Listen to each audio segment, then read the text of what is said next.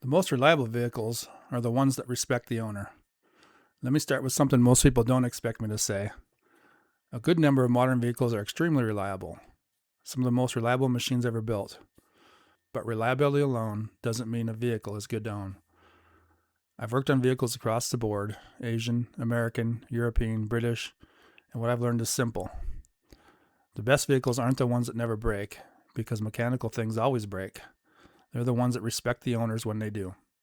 Today I'm talking about older EFI gas vehicles, proven in cold climates, that you can realistically own for 10 to 20 years without being trapped by dealer dependency, software locks, or subscription-based repair access. This isn't nostalgia, it's ownership reality. When I say a vehicle respects the owner, I'm not talking about luxury or image.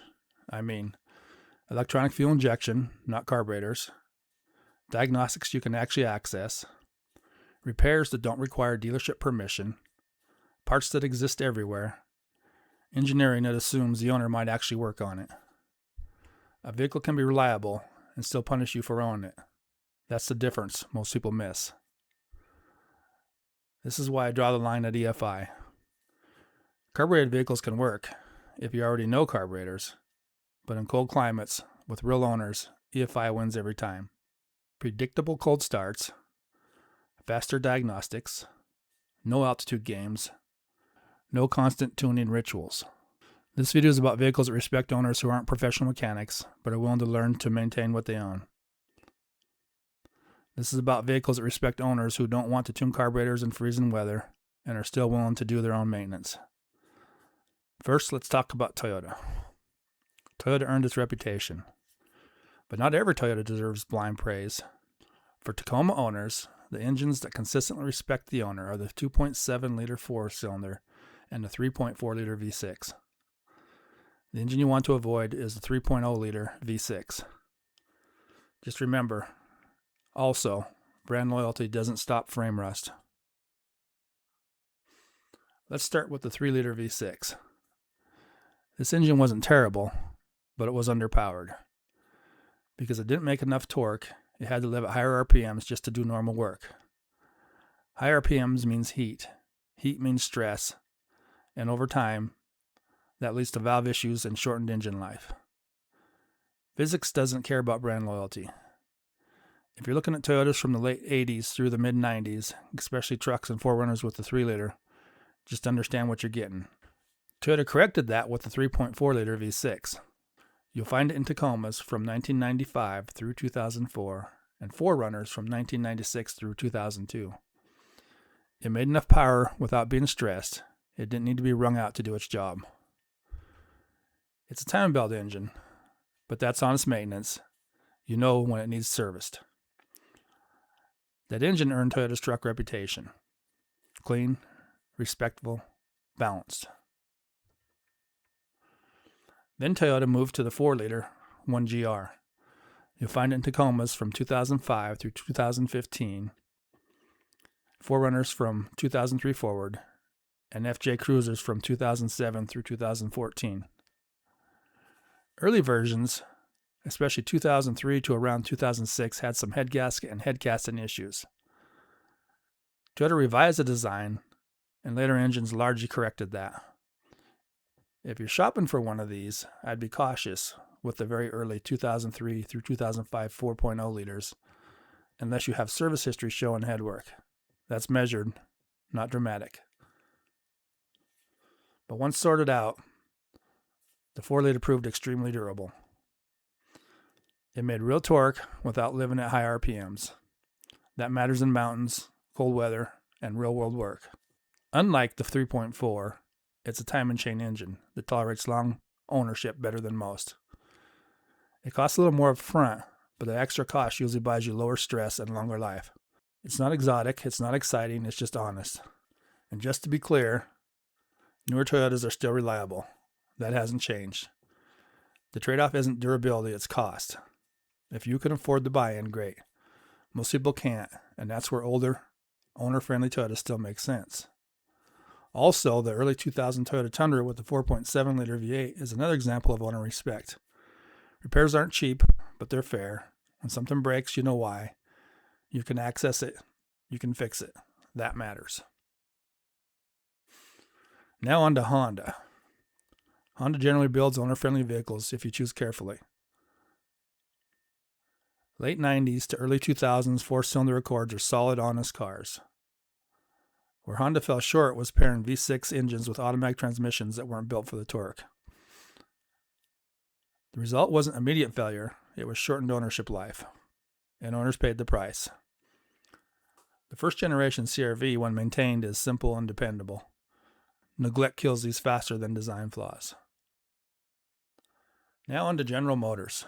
General Motors often gets mocked online, often by people who've never paid repair bills. But GM built engines that absolutely respect owners.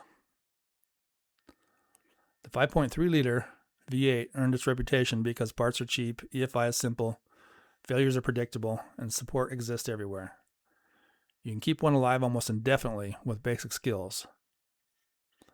Now, this is where GM complicated an otherwise honest engine. The 5.3 and later the 6.0 didn't lose reliability because the base engine changed. They lost reliability because GM added cylinder deactivation. Whether GM called it active fuel management or dynamic fuel management, it's the same idea, selectively shutting down cylinders to save fuel. On paper it works. In the real world it adds lifters, oil control complexity, and failure points the engine never needed. When these systems fail, they don't fail cleanly. They show up as collapsed lifters, misfires, oil consumption, or camshaft damage. And by the time you hear it, the damage is already done. The important distinction is this: the base 5.3 and 6.0 engines are mechanically honest. Cylinder deactivation is the dishonest layer. It hides wear instead of revealing it, and anything that hides wear punishes owners long term. That's why the GM engines without cylinder deactivation age gracefully, and the same engines with it often don't. Now, the fuel-injected 5.7-liter V8 is one of the most owner-respectful engines ever made. It's not fast, but it's efficient, and it's brutally honest. And if something goes wrong, it tells you, and you don't need permission to fix it. Now let's talk about Ford. Ford didn't build bad vehicles. They built vehicles that assume you won't own them long term. The 4.6-liter and the 5.0-liter V8 engines are acceptable. The 5.4 Triton is where ownership gets punished. Spark plug issues, cam phasers, repairs that snowball. These aren't reliability problems, they're ownership penalties. That philosophy becomes even clearer with EcoBoost engines.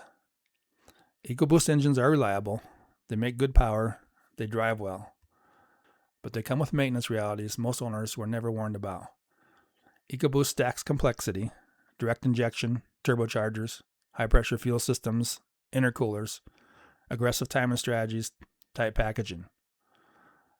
None of that is bad by itself. The problem is when all of it ages at the same time.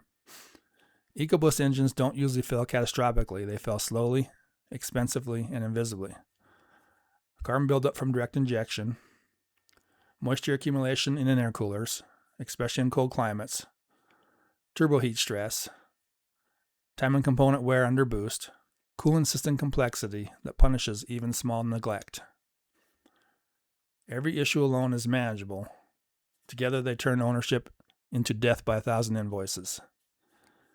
EcoBoost assumes short ownership cycles, perfect maintenance, dealer-level diagnostics, and professional-only repairs.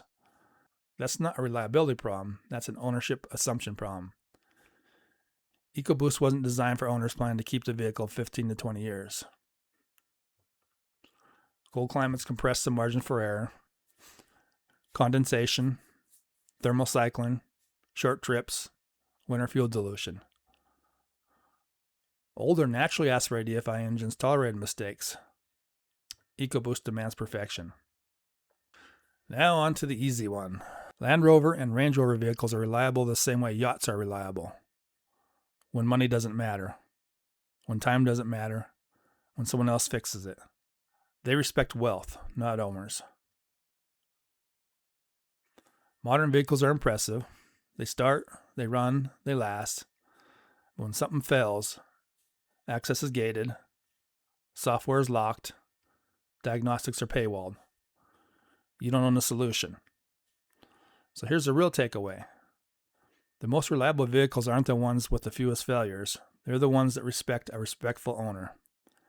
If you plan to learn your vehicle, maintain it, and keep it long term, owner-friendly design matters more than marketing. That's the truth, whether it upsets people or not.